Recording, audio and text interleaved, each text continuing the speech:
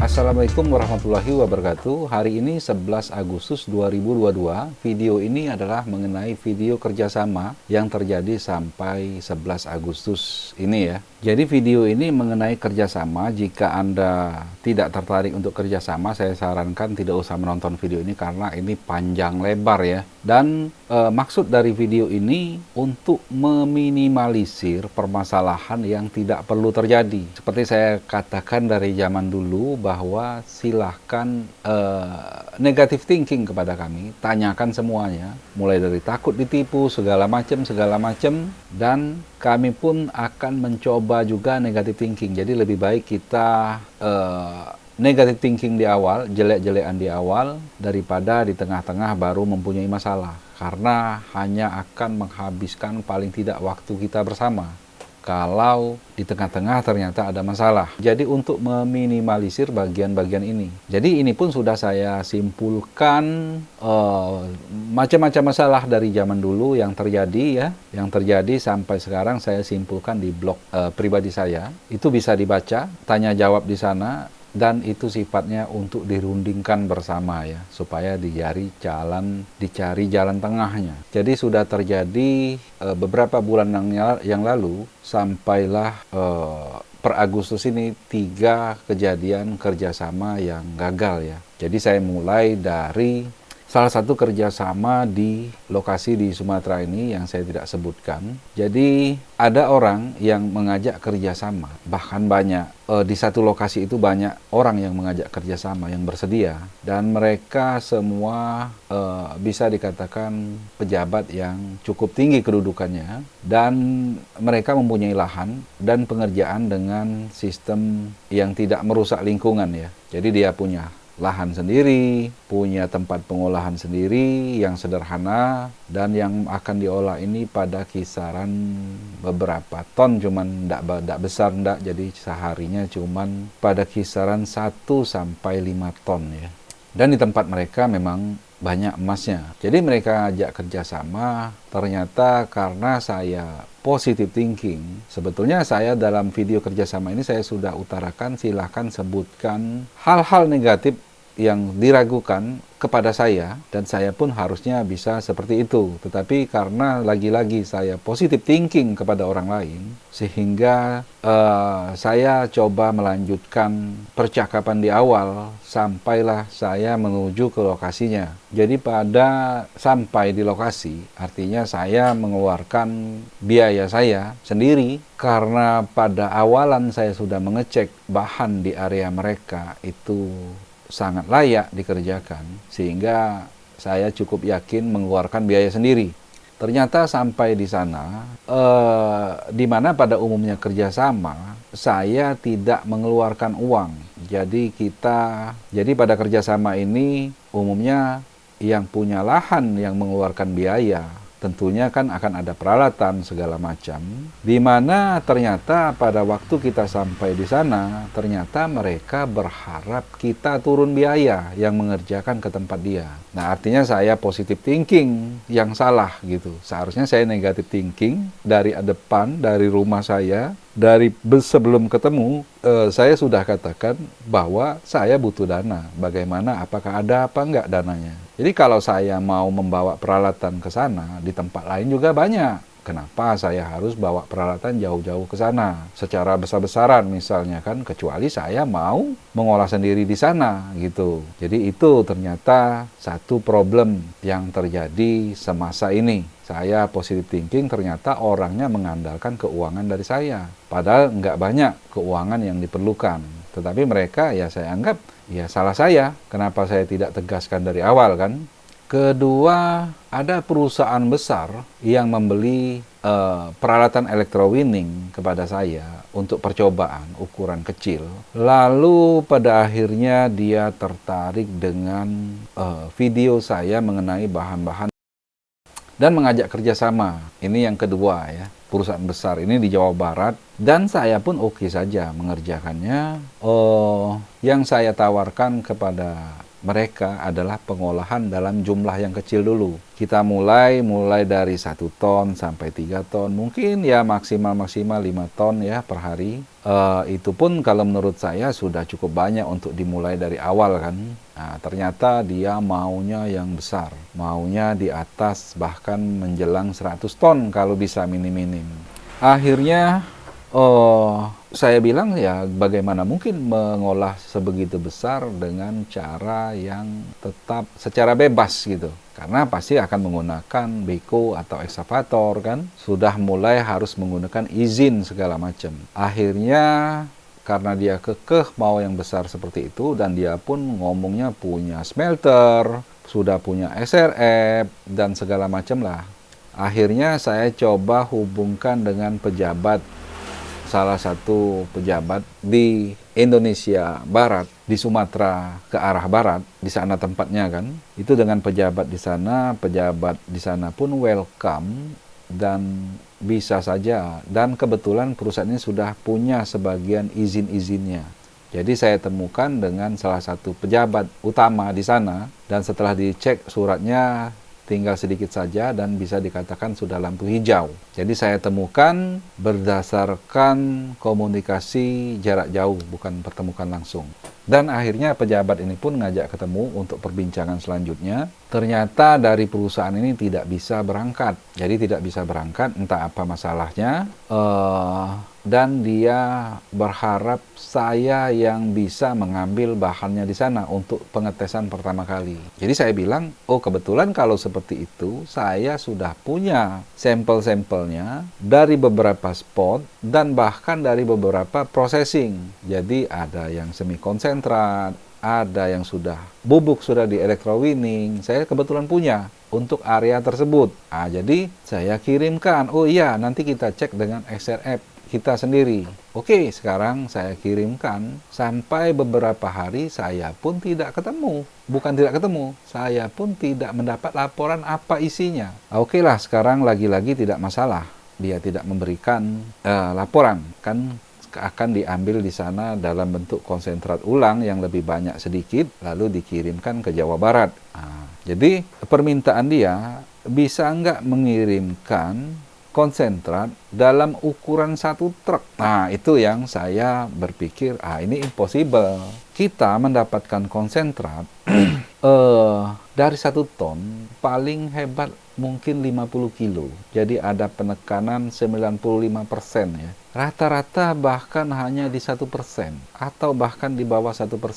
Jadi dalam 1 ton yang kita olah, kita akan mendapatkan konsentrat sekitar 10 kilo, 20 kilo, atau paling besar di 50 kilo. Dan kita membuat konsentrat, kita menggunakan mesin yang terukur. Jadi bahannya bisa dipegang. Tapi kalau konsentrat itu sampai 1 truk, itu seperti orang bodoh saja. Saya merasa seperti itu. Itu bukan main, banyak asal muasal bahannya lalu jadi konsentrat 1 truk hanya untuk mencoba. Itu kan agak berlebih-lebihan. Dan ya pasti isinya ya luar biasa banyak harusnya kan. Karena dari 1 ton sudah dipres menjadi 50 kilo. Masa di situ tidak ada hal yang sangat menguntungkan seperti emas tujuannya, atau perak, ataupun palladium misalnya kan. Nah itu jadi saya sanggah, tidak mungkin kalau untuk mendapatkan konsentrat 1 ton itu 1 truk itu bisa dari berapa ratus atau berapa ribu ton, dan apalagi dalam waktu cepat, misalnya 1 bulan. Sedangkan mau dilakukan pengetesan dulu kan, banyak sekali kejanggalannya. Akhirnya saya tawarkan, saya bilang saya punya 5 spot untuk dicek, mungkin ada 7 spot totalnya, tapi saya jamin di 5 itu 1 spot 1 karung beras 20 kilo. Mungkin biasanya dari 2 ton, bahkan cuman dari 1 ton, tapi rata-rata di atas 1 ton ya. Jadi 1 ton itu paling bisa dapat 20 kilo. Jadi intinya 1 spot itu kita dapatkan konsentrat yang terukur. Semuanya kita punya ukuran. Menggunakan apa, menggunakan listrik, menggunakan air, semuanya kita ukur. Itu dalam bentuk 1 kilo per spot. satu spot lokasi ya. Nah, itu yang bisa saya mampu lakukan. Mengingat juga peralatan dan waktu, karena kita hanya untuk mengambil 5 spot dengan peralatan, tenaga kerja, segala macam, saya itu pun sanggupnya di 1 bulan. 1 bulan saya cukup yakin bisa menyelesaikannya, karena semuanya kan serba mobile masih, belum permanen. Dan akhirnya dia sanggupin 1 spot, 1 karung. Dealnya seperti itu, saya ke sana, ke perusahaan dia. Perusahaannya memang besar, bahkan jarang saya melihat ada kantor pribadi, kantor sendiri, bukan di perkantoran ya, di gedung perkantoran, ini kantor pribadi yang menggunakan lift. Itu kan jarang, artinya dia cukup besar perusahaannya. Dan profilnya sudah disampaikan ke pejabat itu, saya pun melihatnya memang perusahaan besar.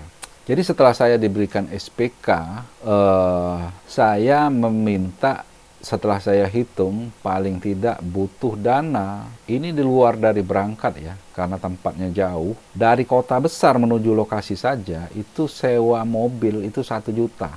Sewa mobil untuk nyampein kita ke sana. Ini bukan bawa barang ini, nyampein kita ke sana. Jadi di luar dari ongkos pesawat dari kota besarnya, itu saya minta sekitar 50, anggap saja 60 juta untuk pekerjaan 1 bulan, dan memerlukan 4-5 orang pekerja yang kita tanggung biaya makannya, karena akan bekerja dari pagi sampai sore kan, kita kasih makan, tidak mungkin dia ke restoran atau keluar lagi kan. Jadi belum lagi peralatan seperti pompa dan segala macam.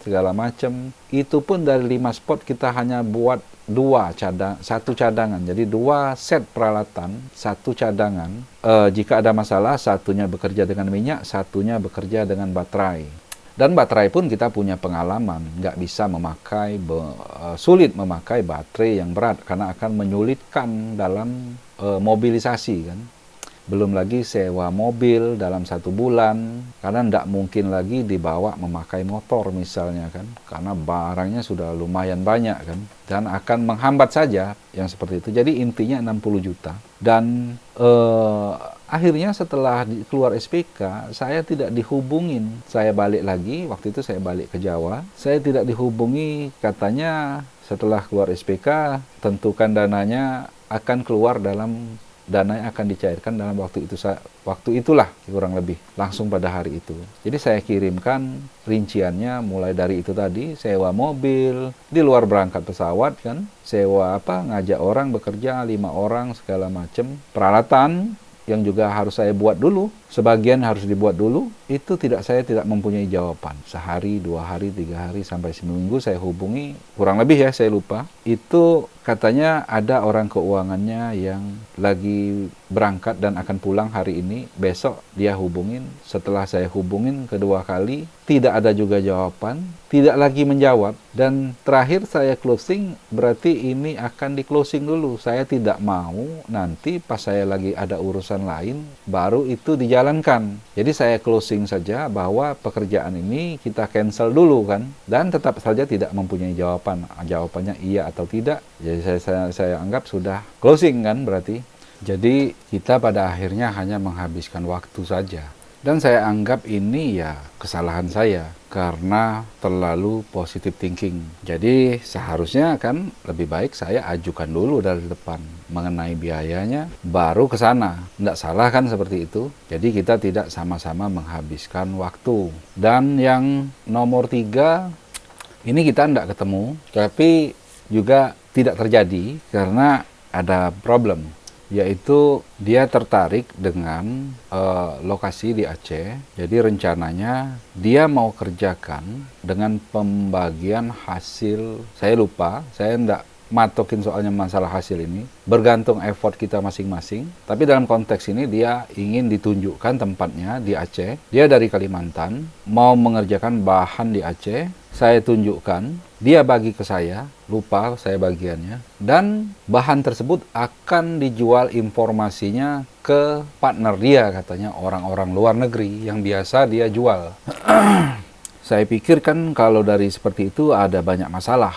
Dan kalau tujuan utamanya untuk menjual data, untuk dibuka lokasi di sana secara resmi, itu kan bisa didahului dengan pengiriman konsentrat yang biasa kita lakukan. Jadi yang saya tawarkan, kalau untuk jual data seperti itu, karena itu tujuan utamanya katanya kan, saya kirimkan dulu konsentratnya. Lalu dia bilang, enggak mungkin tuh Pak, karena sudah sering orang ngirim konsentrat, lalu pas sampai sana berbeda. Lalu saya jelaskan bahwa begini Pak, kalau ada yang mau ngajak taruhan dengan saya mau.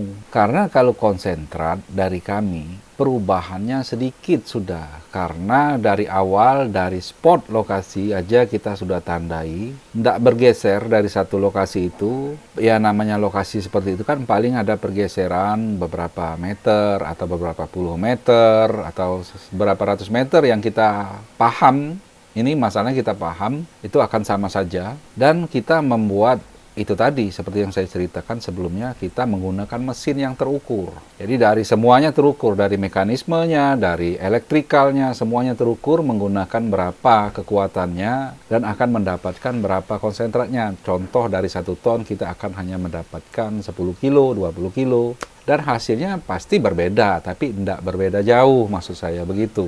Kalau soal berbeda ya pasti ada perbedaan, tapi tidak berbeda jauh. Fakta ini sudah saya buat di video-video yang lalu. Jadi dari satu lokasi ke lokasi yang lain jaraknya berbeda sampai naik motor 30 menit, jalan aspal, 3 kali cek, semuanya sama di 30-an ppm.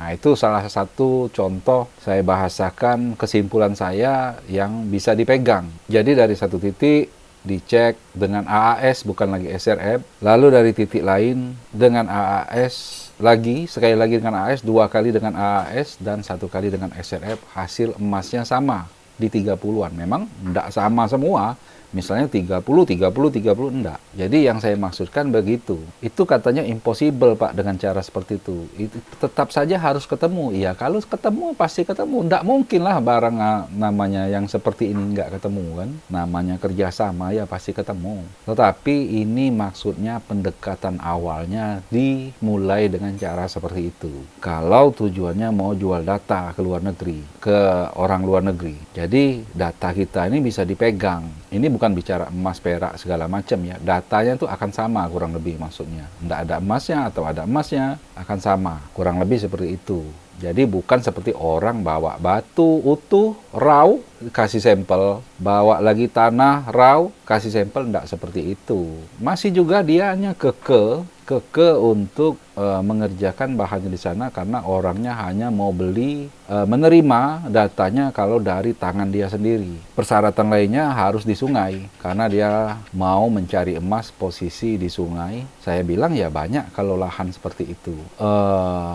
Tetapi permasalahannya saya tinggal tunjuk saja di sana. Sekarang saya sudah mulai negative thinking dan rasional. Gimana saya tahu bahwa akan dibagi terus-menerus kepada saya atau kepada tim saya di sana. Di sana kan saya ada orang, ada tim tuh di sana. Jadi saya tinggal minta tolong nanti tunjukkan lokasi-lokasi yang lumayan, misalnya kan. Lalu disilahkan tes kalau ada jalan terus di sana dia mencari. Jadi intinya dia mau mencari uang sekalian menjual kan, menjual data. Tapi siapa yang bisa menjamin taruhlah ada hasil bagi dan akan terus-menerus seperti itu? Siapa terlalu jauh untuk menjamin seperti itu? Apalagi data mau dijual ke orang luar negeri.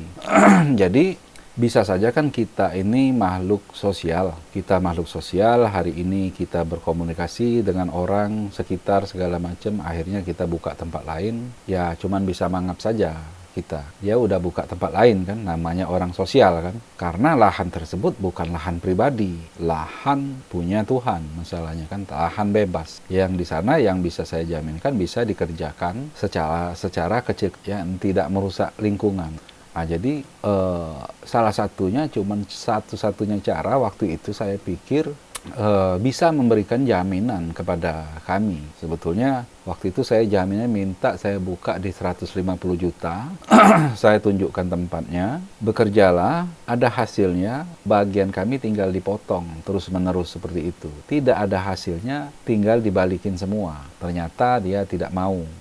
Tidak bisa saya seperti itu katanya. Oke lah, putus kan? Tapi ternyata tidak. Sekitar beberapa bulan dari itu ternyata dia sudah ada di Aceh. Saya tidak tahu tepatnya di mana. Dia mau langsung melihat lahannya. Sekali lagi saya agak bingung. Akhirnya saya coba hubungi tim saya di Aceh. Oke lah, sekarang mereka mau kan seperti itu. Dari orang di Acehnya mau. Tanpa jaminan tersebut. Tetapi apakah, dan dia mau survei beberapa tempat yang kita miliki kan. Jadi yang saya tanyakan selanjutnya rasional juga. Apa yang ingin dimajukan atau diberikan kepada orang di Aceh ini? Datang tinggal nyuruh saja misalnya. Nah tentu tidak bisa seperti itu kan. Ya paling tidak ada angka misalnya, Pak saya bisa, karena tim saya di sana itu bekerja harian yang mempunyai keluarga, intinya bekerja harian, mempunyai masukan. Jadi harusnya bisa memberikan informasi berapa kira-kira biaya yang mau dikeluarkan untuk nunjukin tempat ini, tempat ini, tempat ini. Perlu berapa hari dan berapa uang yang disediakan untuk mengganti pendapatan mereka sehari-hari. Ternyata tidak ada jawaban juga, cuman kita tidak habis di waktu karena komunikasi ini dari jarak jauh kan, sehingga hanya untuk catatan pada contoh-contoh kerjasama yang ditawarkan seperti ini. Saya lupa untuk detailnya yang nomor 3 ini, apa kesepakatannya, sehingga saya dengan tim akhirnya mau menerima dia. Saya lupa persisnya sebetulnya. Tapi intinya stop, tidak ada jawaban semenjak ditanya apa yang bisa diberikan semasa menunjukkan tempat ini dan menemani mereka, atau satu orang saja ke sana gitu, atau menemani orang dari Kalimantan ini. Jadi menurut saya bahasakan untuk kasus ketiga ini ya naif ya, atau lugu, atau kebalikannya. Soalnya kan tidak ada yang bisa dipegang dari kelangsungan dari progres ini. Apalagi kalau tidak salah katanya tentu saja menganalisa itu kan tidak lama. Apalagi dia mau sifatnya yang emas-emas dari sungai yang sudah bersih kan. Sudah pastinya dalam 1 minggu itu sangat kelamaan. Jadi kita dia cepat memutuskan, artinya kan dia bisa cepat memutuskan, dan uangnya yang di perjanjian pertama itu dia taruh uang sebagai deposit bagi hasil, itu tidak lama juga di tangan kita, jadi lebih cukup terjamin kan. Kalaupun dia tidak percaya, dia bisa publish mengenai ini di YouTube kan, karena saya akan malu atau banyak customer saya akan hilang tentunya dengan kalau saya nipu misalnya kan, begitu. Karena bisa ditimbang-timbang bagian itu. Nah, jadi saya bahasakan saja ya lugulah kasus seperti ini, ya tidak mungkinlah berharap seperti itu. Tahu-tahu minta tunjukkan, tahu-tahu bekerja kan, seperti itu. Nah, jadi hal-hal seperti inilah yang harus kita fair, lebih baik kita jelek-jelekan di depan daripada di tengah nanti bermasalah kan.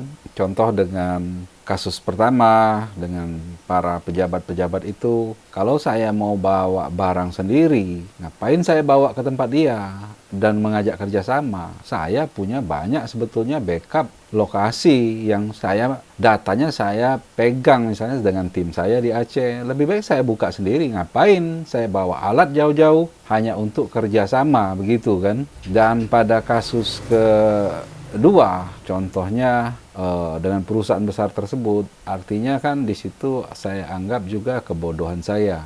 Lebih baik saya tanyakan dulu uangnya ada apa tidak jika diperlukan sekian untuk survei selama 1 bulan. Oke, sekian saja dulu. Mohon maaf jika ada kata-kata yang salah. Assalamualaikum warahmatullahi wabarakatuh.